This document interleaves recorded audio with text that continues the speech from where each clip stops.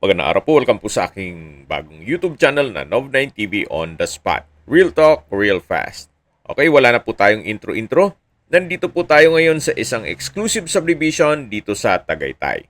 Nakompleto po ang amenities, gaya ng clubhouse, basketball court, parks and playgrounds, at swimming pool. Meron din pong 24 hours security. Ito pong bagong video presentation natin ay isang brand new, fully furnished house and lot.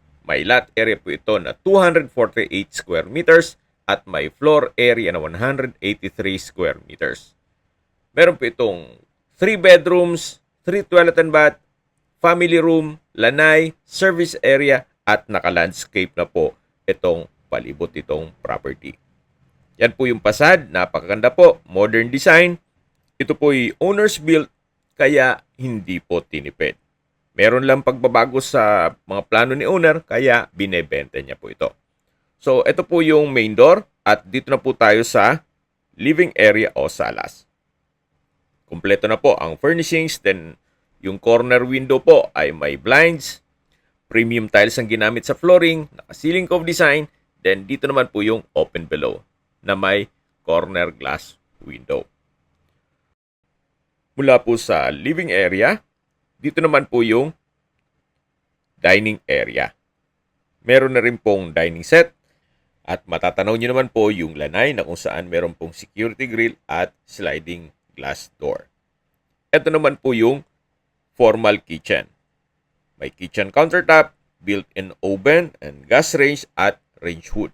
Meron na rin pong brand new na refrigerator. Ito naman po yung access door papunta dito sa likod ng bahay at yan po ulit yung dining area. Meron pong kwarto dito sa baba na kung saan sakto lang ang spasyo. Hindi naman siya ganun kaliit at hindi naman ganun kalaki. May glass window, may blinds, then meron na rin pong bed frame and mattress at may wardrobe. So, ito po yung first bedroom. So, labas po tayo.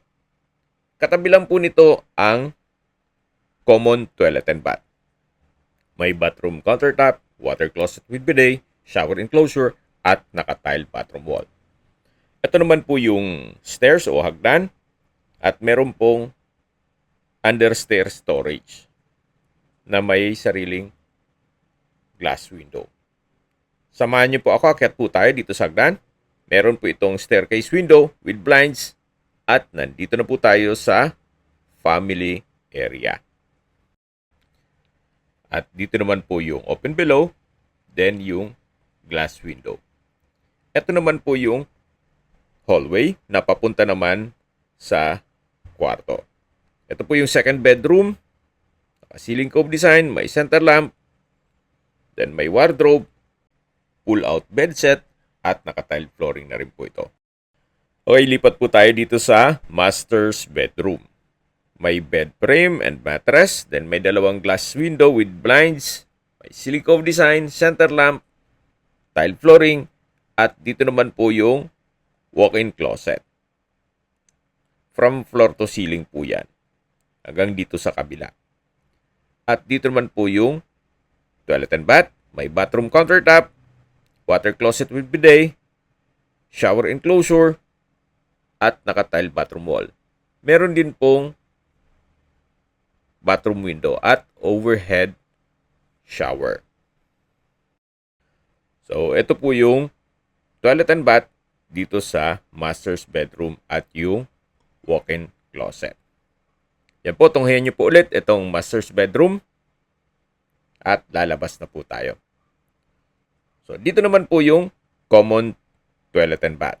Naka-solid wood door, may bathroom countertop, water closet with bidet, shower enclosure, at naka-tile bathroom wall. Meron din pong bathroom window at overhead shower. Yan po ulit yung family area at sa dulo yung corner windows. Then may chandelier at ito po yung open below.